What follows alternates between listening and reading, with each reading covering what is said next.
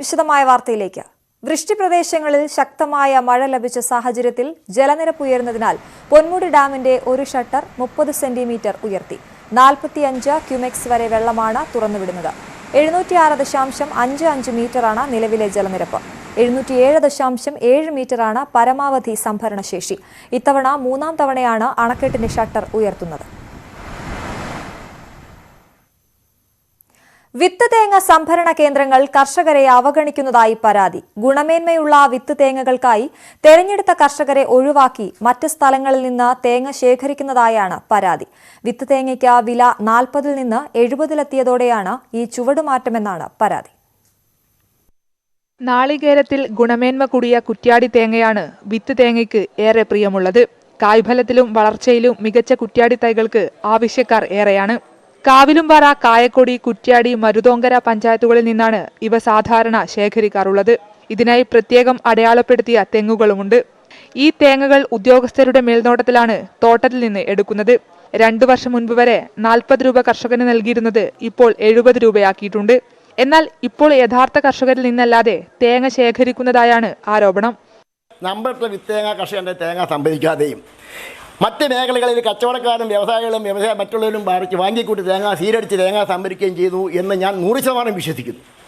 കർഷകനെ ദ്രോഹ നടപടി കൃഷി ഡിപ്പാർട്ട്മെൻറ്റ് പോലും ഈ വിത്തേങ്ങ സംഭരണ കേന്ദ്രം പോലും കർഷകനെ അവഗണിക്കുകയും അവനെ തള്ളുകയും ചെയ്യുന്ന അവസ്ഥയാണ് ഇപ്പോൾ നിലവിലുള്ളത്. ഇത് നമുക്ക് പ്രതിഷേധമുള്ളത്. 6 ലക്ഷം തേങ്ങയാണ് ഈ മേഖലയിൽ നിന്ന് സാധാരണ ശേഖരിക്കാറുള്ളത്. ഇത്തരത്തിൽ ശേഖരിക്കുന്ന തേങ്ങയിൽ കുറവ് വരുന്നത് അഴിമതിയാണെന്നാണ് കർഷകർ ആരോപിക്കുന്നത്. എന്നാൽ ആരോപണം കൃഷിവകുപ്പ് അധികൃതർ നിഷേധിച്ചു. ഉദ്യോഗസ്ഥരുടെ സാന്നിധ്യത്തിൽ വെട്ടിയിടുന്ന തേങ്ങ ശേഖരിക്കുന്നുണ്ടെന്നും അടയാളപ്പെടുത്തിയ തെങ്ങുകളിൽ നിന്ന് മാത്രമേ ശേഖരിക്കുന്നുള്ളൂവെന്നും അധികൃതർ പറഞ്ഞു. ന്യൂസ് 18 കുറ്റ്യാടി. കുരുമുളകിന്റെ വിലയിടിവ് കർഷകരെയും വ്യാപാരികളെയും പ്രതിസന്ധിയിലാക്കുന്നു. വൻതോതിലുള്ള ഇറക്കുമതിയാണ് ഗുണമേന്മയുള്ള ഇടുക്കി കുരുമുളകിന് വിപണിയിൽ തിരിച്ചടിയാകുന്നത്. വിലസ്ഥിരത ഇല്ലാത്തതുമൂലം ഉൽപ്പന്നം വാങ്ങാൻ വ്യാപാരികൾ മടിക്കുകയാണ്. 4 വർഷം മുമ്പ് 700 രൂപയായിരുന്നു 1 കിലോ കുരുമുളകിന്റെ വില. അതോടെ ഇടുക്കിയിൽ കൃഷി വ്യാപകമായി. എന്നാൽ ഇപ്പോൾ വില പകുതിയായി. 1 കിലോ കുരുമുളകിന് 320 രൂപയാണ് വില. ഇതോടെ കർഷകർക്കൊപ്പം വ്യാപാരികളും വലിയ നഷ്ടമാണ് നേരിടുന്നത്. മാർക്കറ്റ് ഓരോ ദിവസവും കുറഞ്ഞു വരികയാണ്. ഇതിനെതിരായിട്ട് ആരും പ്രതികരിക്കുകയോ ഇതിനെക്കുറിച്ച് ഒരു സംഘടനയോ അന്വേഷിക്കുകയോ ചെയ്യുന്നില്ല. കാരണം ഇറക്കുമതിയാണ് ഇതിൻ്റെ മെയിൻ കാരണം. വിലസ്ഥിരത ഇല്ലാതായതോടെ ന്യായവിലയ്ക്ക് കുരുമുളക് സംഭരിക്കാൻ വ്യാപാരികളും മടിക്കുകയാണ്. വിയറ്റ്നാം, ശ്രീലങ്ക എന്നിവിടങ്ങളിൽ നിന്ന് ഇറക്കുമതി ചെയ്യുന്ന കുരുമുളക് കുറഞ്ഞ വിലയിൽ ഇന്ത്യൻ കമ്പോളങ്ങളിൽ എത്തുന്നുണ്ട്. ഗുണമേന്മയുള്ള ഇടുക്കി കുരുമുളകിന്റെ വിലയിടിയുന്നതിന് പ്രധാന കാരണവും ഇതാണ്. ന്യൂസ് 18 തൊടുപുഴ. കൊടുവള്ളി നഗരസഭയിലെ കൂടുതൽ കൌൺസിലർമാർക്ക് കോവിഡ് സ്ഥിരീകരിച്ചതോടെ നഗരസഭാ ഓഫീസ് 2 ദിവസത്തേക്ക് അടച്ചു. അവശ്യ സേവനങ്ങൾക്ക് ഓഫീസ് കവാടത്തിൽ സ്ഥാപിച്ചിട്ടുള്ള ബോക്സിൽ അപേക്ഷകൾ നിക്ഷേപിക്കാമെന്ന് നഗരസഭാ സെക്രട്ടറി അറിയിച്ചു. ബുധനാഴ്ച 78 പേരിൽ പരിശോധന നടത്തിയതിൽ 38 പേർക്ക് പോസിറ്റീവായിരുന്നു. കൊല്ലം അഴീക്കൽ ഫിഷിംഗ് ഹാർബർ കർശന നിബന്ധനകളോടെ തുറന്നു. വള്ളങ്ങൾ, ചെറുബോട്ടുകൾ, വലിയ ബോട്ടുകൾ എന്നിവയ്ക്ക് യഥാക്രമം ആഴ്ചയിൽ 2 തവണ മത്സ്യബന്ധനം നടത്താനാണ് അനുമതി. ഈ മാസം 25 വരെയാണ് ഹാർബറുകൾ തുറന്നത്. കോവിഡ് വ്യാപനത്തെ തുടർന്നാണ് ഹാർബർ അടച്ചിരുന്നത്. സംസ്ഥാന സർക്കാരിന് കീഴിലുള്ള വൈറോളജി ഇൻസ്റ്റിറ്റ്യൂട്ട് കഴക്കൂട്ടത്ത് പ്രവർത്തനം തുടങ്ങി. മുഖ്യമന്ത്രി പിണറായി വിജയനാണ് ഇൻസ്റ്റിറ്റ്യൂട്ട് ഉദ്ഘാടനം ചെയ്തത്. ഇൻസ്റ്റിറ്റ്യൂട്ട് മേധാവിയായി ഡോക്ടർ അഖിൽ ബാനർജി ചുമതലയേറ്റു. നിപ്പയെ പിടിച്ചുകെട്ടാനും കോവിഡിനെ പ്രതിരോധിക്കാനും സാധിച്ചത് ശക്തമായ പൊതുജനാരോഗ്യ സംവിധാനം ഉള്ളതിനാലെന്ന് മുഖ്യമന്ത്രി. ജീവിതശൈലി രോഗപ്രതിരോധത്തിന് വൈറോളജി ഇൻസ്റ്റിറ്റ്യൂട്ട് അനിവാര്യമാണെന്ന് മുഖ്യമന്ത്രി പറഞ്ഞു. കോവിഡിനെ പ്രതിരോധിക്കാനും നമുക്ക് കഴിഞ്ഞത് കേരളത്തിൽ ശക്തമായ പൊതുജനാരോഗ്യ സംവിധാനം ഉള്ളതുകൊണ്ടാണ്. ആർദ്രം മിഷനിലൂടെ കേരളത്തിലെ പൊതുജനാരോഗ്യ സംവിധാനങ്ങളെയാകെ ലോക നിലവാരത്തിലേക്ക് ഉയർത്താൻ കഴിഞ്ഞതും ഈ നേട്ടത്തിന് സഹായകരമായി. എന്നാൽ അതുകൊണ്ട് മാത്രം നാം ഇന്ന് അഭിമുഖീകരിക്കുന്ന ജീവിതശൈലി രോഗങ്ങൾ ഉൾപ്പെടെയുള്ള 2ാമത്തെയും 3ാമത്തെയും തലമുറകളിൽപ്പെട്ട ആരോഗ്യ പ്രശ്നങ്ങളെയും പുതുതായി കാണപ്പെടുന്ന പകർച്ചവ്യാധികളെയുമൊക്കെ ഫലപ്രദമായി പരാജയപ്പെടുത്താൻ കഴിയില്ല.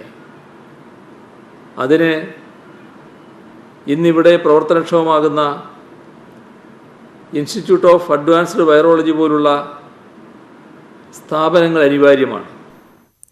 കായംകുളം നഗരമധ്യത്തിലെ ഈഞ്ചക്കൽ തോട് കയ്യേറി നിർമ്മാണ പ്രവർത്തനം നടത്തുന്നതായി ആരോപണം. ഇതിനെതിരെ കോൺഗ്രസും ബിജെപിയും രംഗത്തെത്തി. പരാതിയുടെ അടിസ്ഥാനത്തിൽ നിർമ്മാണങ്ങൾക്ക് നഗരസഭ സ്റ്റോപ്പ് മെമ്മോ നൽകി. കായംകുളം പാർക്ക് ജംഗ്ഷന് സമീപമാണ് ഇഞ്ചക്കൽ തോട് കരിപ്പുഴ തോടുമായി ചേരുന്നത്. ഈ ഭാഗത്താണ് തോടിനു മുകളിൽ നിർമ്മാണ പ്രവർത്തനം ആരംഭിച്ചത്. കടമുറി നിർമ്മിച്ച് കച്ചവടം നടത്താൻ നഗരസഭ അനുവാദം നൽകിയെന്നാണ് ആക്ഷേപം. മൈനർ ഇറിഗേഷൻ വകുപ്പിന്റെ ഉടമസ്ഥതയിലുള്ള സ്ഥലത്താണ് നിർമ്മാണം. പ്രതിഷേധവുമായി ബിജെപിയും കോൺഗ്രസും രംഗത്തെത്തി. കോൺഗ്രസ് നടത്തിയ ധർണ DCC പ്രസിഡന്റ് എം ലിജു ഉദ്ഘാടനം ചെയ്തു. ജലനിർഗമന മാർഗങ്ങൾ അടയ്ക്കുക എന്നതൊരു ക്രിമിനൽ കുറ്റമാണ്. ആ ക്രിമിനൽ കുറ്റമാണ് ഇവിടെ നടന്നിരിക്കുന്നത്. കായംകുളം നഗരത്തിൽ വലിയ തോതിൽ വെള്ളപ്പൊക്കമുണ്ടാക്കാൻ കാരണമാകുന്ന ഇത്തരം നടപടി പിൻവലിക്കണം. കുറ്റക്കാർക്കെതിരെ നടപടി സ്വീകരിക്കണം. പരാതിയെ തുടർന്ന് നിർമ്മാണത്തിന് നഗരസഭ സ്റ്റോപ്പ് മെമ്മോ നൽകി. ഇതോടെ നിർമ്മാണ പ്രവർത്തനങ്ങൾ നിർത്തിവെച്ചു. കയ്യേറ്റം ആരോപിച്ച് സമരം ശക്തമാക്കാനാണ് കോൺഗ്രസിന്റെ തീരുമാനം. ബിജെപിയും പ്രദേശത്ത് പ്രതിഷേധം സംഘടിപ്പിച്ചു. മനുഷ്യത്വപരമായി എടുത്ത നടപടിയാണെന്നും അനുവാദം നൽകിയതിൽ ഉറച്ചു നിൽക്കുന്നുവെന്നും നഗരസഭാ ചെയർമാൻ പറഞ്ഞു.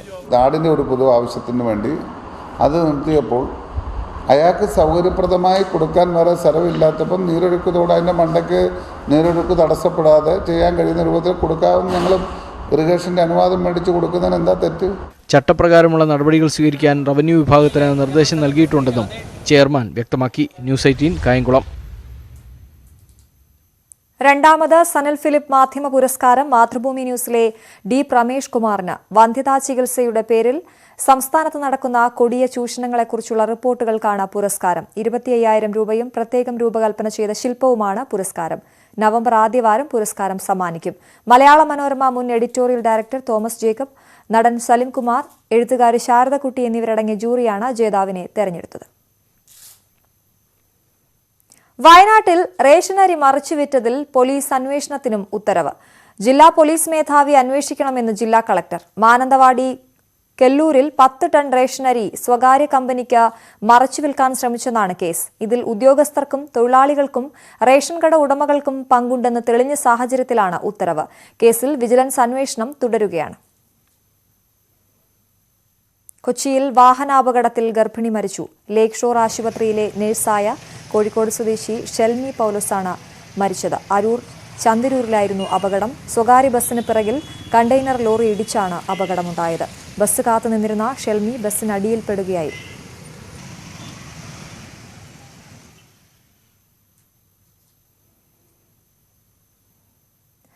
മലപ്പുറം കോട്ടക്കൽ ചെനക്കലിൽ ടാങ്കർ ലോറിയും ചരക്ക് ലോറിയും തമ്മിൽ കൂട്ടിയിടിച്ച് 4 പേർക്ക് പരിക്ക്.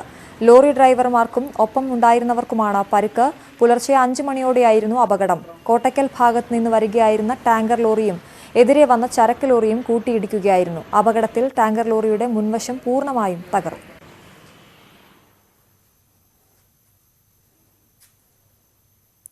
തുലാമാസ പൂജകൾക്കായി ശബരിമല നട നാളെ വൈകിട്ട് തുറക്കും. 250 ഭക്തർക്കാണ് ഒരു ദിവസം പ്രവേശനം അനുവദിക്കുക.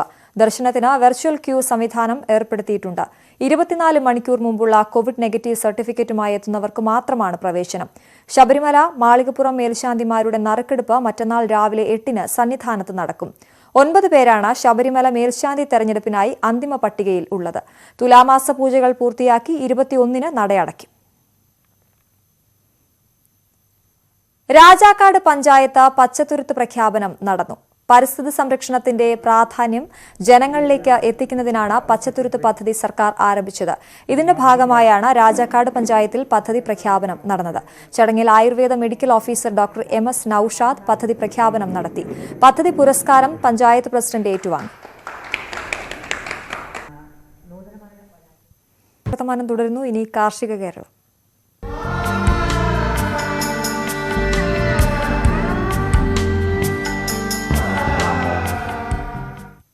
ആറ്റിങ്ങൽ, മേലാറ്റിങ്ങൽ, കിഴക്കേ ഏലായിൽ ഇറക്കിയ നെൽകൃഷിയിൽ 100 മേനി വിളവ്. 10 ഏക്കറിലാണ് കൃഷി ഇറക്കിയത്.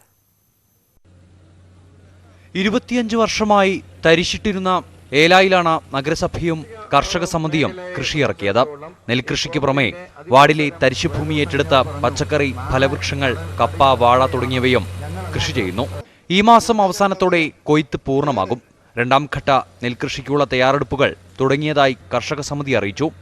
മുനിസിപ്പൽ ടൗൺ സർവീസ് സഹകരണ ബാങ്കിൽ നിന്നും കൃഷിക്കാവശ്യമായ തുക പലിശരഹിത വായ്പയായി കർഷകർക്ക് നൽകുന്നുണ്ട്.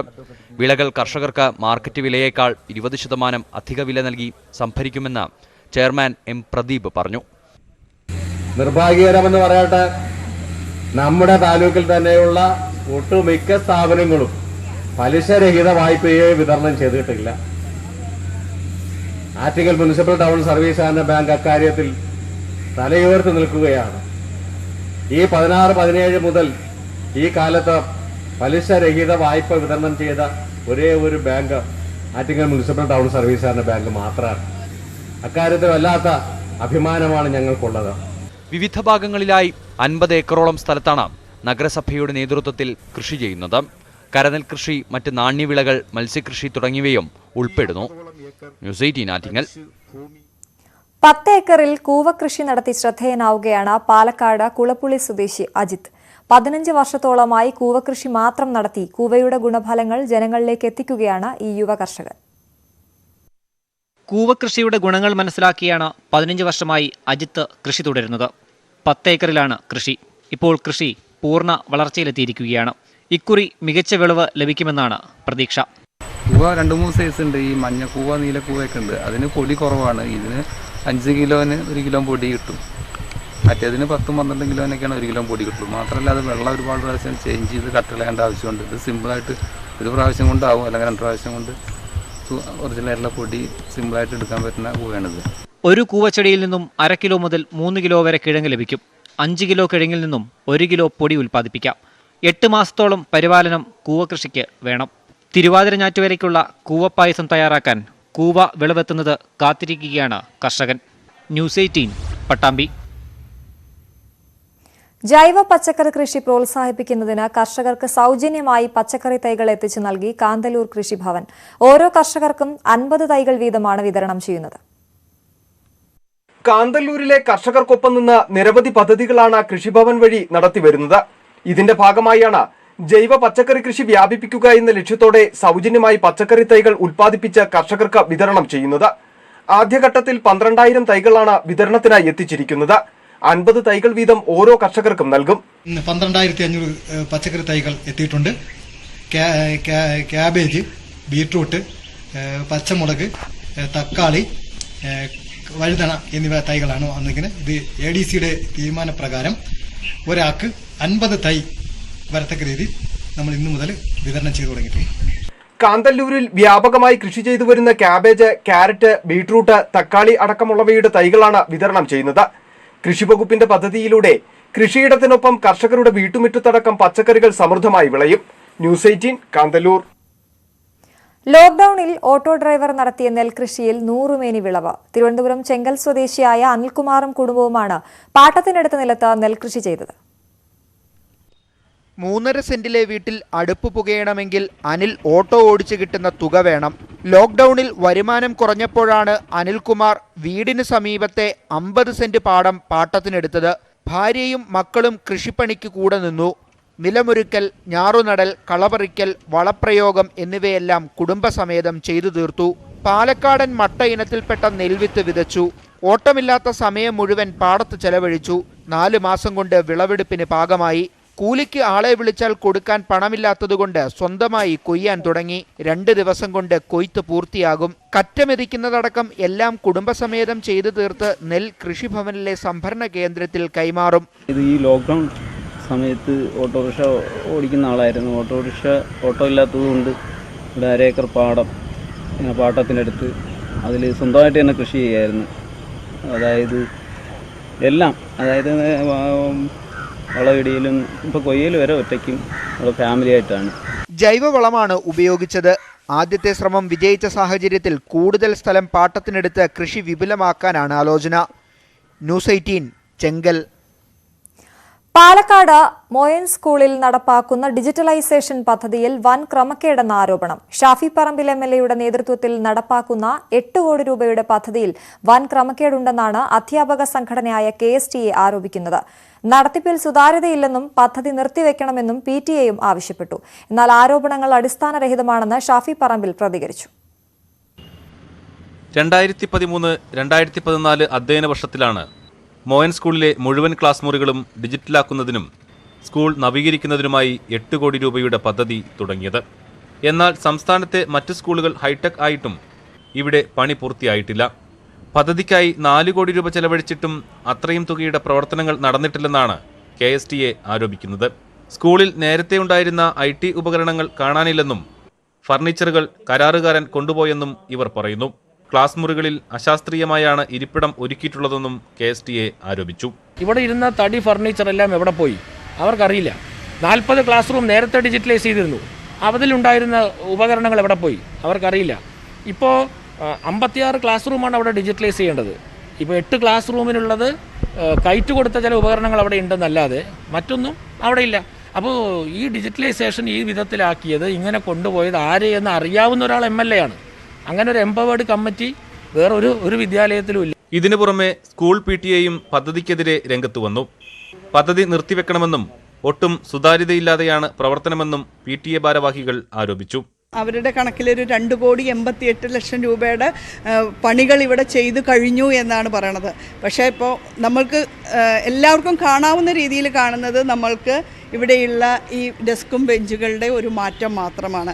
പിന്നെ അതുപോലെ കുറച്ച് വർക്കുകൾ അവിടെ ഗ്രൗണ്ടിൻ്റെ അവിടെയും ചെയ്തു, കുറച്ച് ടൈൽസ് ഇതൊക്കെ ചെയ്ത്. അപ്പോൾ ഈ പൈസകളൊക്കെ എവിടെ എങ്ങനെ യൂട്ടിലൈസ് ചെയ്തു എന്നുള്ളത് ഇപ്പോഴും ഞങ്ങൾക്കും അറിയുന്നില്ല. എന്നാൽ ആരോപണങ്ങൾ അടിസ്ഥാനരഹിതമാണെന്നും വിദ്യാഭ്യാസ മന്ത്രി ഇടപെട്ടിട്ടും ഉദ്യോഗസ്ഥ അലംഭാവമാണ് പദ്ധതി വൈകാൻ കാരണമെന്നും ഷാഫി പറമ്പിൽ വ്യക്തമാക്കി. അടുത്ത ദിവസം ഇത് സംബന്ധിച്ച പൂർണ്ണ വിവരങ്ങൾ പുറത്തുവിടുമെന്നും അദ്ദേഹം അറിയിച്ചു. ന്യൂസ് 18 പാലക്കാട്. മാലിന്യ സംസ്കരണത്തിൽ പുതിയ പരീക്ഷണവുമായി കോന്നി പഞ്ചായത്ത്. ശുചിത്വ മിഷന്റെയും പഞ്ചായത്തിന്റെയും ഹരിതകർമ്മസേനയുടെയും നേതൃത്വത്തിലാണ് ജൈവവളം ഉൽപ്പാദിപ്പിച്ച മാലിന്യ നിർമ്മാർജ്ജന പദ്ധതി വിജയത്തിലെത്തിച്ചത്. കോന്നി പഞ്ചായത്തിലെ മാലിന്യ പ്രശ്നം പഞ്ചായത്തിനും പ്രദേശവാസികൾക്കും ഒരുപോലെ തലവേദനയായിരുന്നു. മാലിന്യം ശാസ്ത്രീയമായി സംസ്കരിക്കാത്തതിനെതിരെ പ്രതിഷേധം ശക്തമായ സാഹചര്യത്തിലാണ് തുമ്പൂർമുഴി മാതൃകയിൽ എയറോബിക് മാലിന്യ സംസ്കരണം നടപ്പിലാക്കി ജൈവവളമാക്കി മാറ്റിയത്. 2 വർഷം മുമ്പ് ആരംഭിച്ച പദ്ധതി വിജയിച്ചതായി പഞ്ചായത്ത് അവകാശപ്പെടുന്നു. ബ്ലോക്ക്, ജില്ലാ, ഗ്രാമപഞ്ചായത്തിന്റെ ഫണ്ടുകൾ ഉപയോഗിച്ചുകൊണ്ട് നമ്മൾ സ്കൂളുകളിലും മാർക്കറ്റുകളിലും ഒക്കെയായി തുമ്പൂർമുഴി മോഡുകളിലുള്ള എയറോബിക് കമ്പോസ്റ്റുകൾ നമ്മൾ സ്ഥാപിക്കുകയും അതുവഴി നമുക്ക് ജൈവവളം ഉൽപ്പാദിപ്പിക്കുവാനായിട്ട് 1000 കിലോയോളം ജൈവവളങ്ങൾ നമ്മൾ ഉൽപ്പാദിപ്പിക്കാനായിട്ട് നമുക്ക് സാധിച്ചു. പഞ്ചായത്തിന്റെ 18 വാർഡുകളിൽ നിന്ന് ശേഖരിക്കുന്ന മാലിന്യങ്ങൾ ഹരിത കർമ്മസേനയുടെ നേതൃത്വത്തിൽ കോന്നി നാരായണപുരം മാർക്കറ്റിലെത്തിച്ച് തരം തിരിച്ച് സംസ്കരിച്ചാണ് ജൈവവളമാക്കി മാറ്റുന്നത്. വണ്ടി 10:30 ആകുമ്പോഴത്തേക്ക് വരും. 2 പേര് കളക്ഷൻ ഇറങ്ങിപ്പോകുന്നു. അത് ഞങ്ങൾ ബാക്കി 13 പേരുള്ളവർ 2 സെക്ഷനായിട്ട് നിൽക്കും. കുറച്ച് പേര് അജൈവത്തിലേക്ക് മാറും, കുറച്ച് പേര് പച്ചക്കറികൾ ചെയ്യാൻ. പിന്നെ അജൈവ സാധനങ്ങൾ, പ്ലാസ്റ്റിക് അങ്ങനെയുള്ള സാധനങ്ങൾ വരുന്നത് ഞങ്ങൾ തരംതിരിക്കും. കർഷക മിത്ര എന്ന പേരിൽ വിപണിയിലെത്തിക്കുന്ന ജൈവവളത്തിന്റെ വിൽപ്പനയിൽ നിന്നുള്ള വരുമാനത്തിന്റെ ഒരു ഭാഗം ഹരിതകർമ്മസേനയ്ക്ക് ലഭിക്കും. മാലിന്യ സംസ്കരണം വിജയമായതോടെ ജില്ലയിലെ 3ാമത്തെ ശുചിത്വ ഗ്രാമപഞ്ചായത്ത് പുരസ്കാരവും കോന്നി പഞ്ചായത്തിന് ലഭിച്ചു. ന്യൂസ് 18 പത്തനംതിട്ട. കോവിഡ് കാലത്തെ വിരസതയകറ്റാൻ ചിത്രകാരനായി മാറിയിരിക്കുകയാണ് കാഞ്ഞങ്ങാട് വെള്ളിക്കോത്തെ PP കുഞ്ഞികൃഷ്ണൻ നായർ. ആധാരമെഴുത്ത് തൊഴിലിന് ലോക്ക് വീണതോടെയാണ് സമയം പോകാനായി വരച്ചു തുടങ്ങിയത്. ഇതിനകം 40ഓളം ചിത്രങ്ങൾ കുഞ്ഞികൃഷ്ണൻ വരച്ചു തീർത്തു.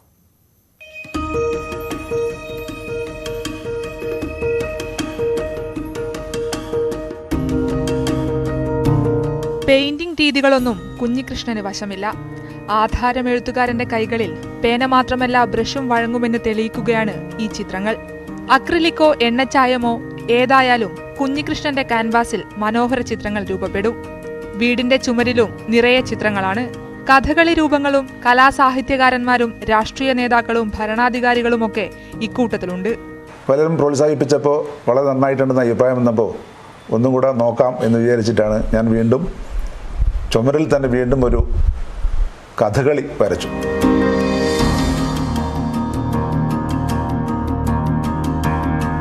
കുട്ടിക്കാലത്ത് ചിത്രകലയിൽ താല്പര്യമുണ്ടായിരുന്നുവെങ്കിലും അഭിനയമായിരുന്നു ഇദ്ദേഹത്തിന്റെ തട്ടകം. 13ാം വയസ്സിൽ സംഗീത നാടകവേദിയിലെത്തി. വെള്ളിക്കോത്ത് യങ് മെൻസ് ക്ലബിന്റെ നാടകങ്ങളിലും 1988 കാഞ്ഞങ്ങാട് തുടങ്ങിയ കാകളി തിയേറ്റേഴ്സ് പ്രൊഫഷണൽ നാടക ട്രൂപ്പിലും പ്രധാന നടനായി. വടക്കൻപാട്ട് നാടകങ്ങളിലെ കഥാപാത്രങ്ങളെ അനശ്വരമാക്കിയതിന് കേരള ഫോക്ലോർ അക്കാദമിയുടെ പുരസ്കാരവും നേടി. കോവിഡ് നിയന്ത്രണങ്ങൾ നീങ്ങിയാൽ കാഞ്ഞങ്ങാട്ടെ ലളിതകലാ അക്കാദമി ആർട്സ് ഗാലറിയിൽ ചിത്രങ്ങൾ പ്രദർശിപ്പിക്കാനുള്ള ആലോചനയിലാണ് ഇദ്ദേഹം.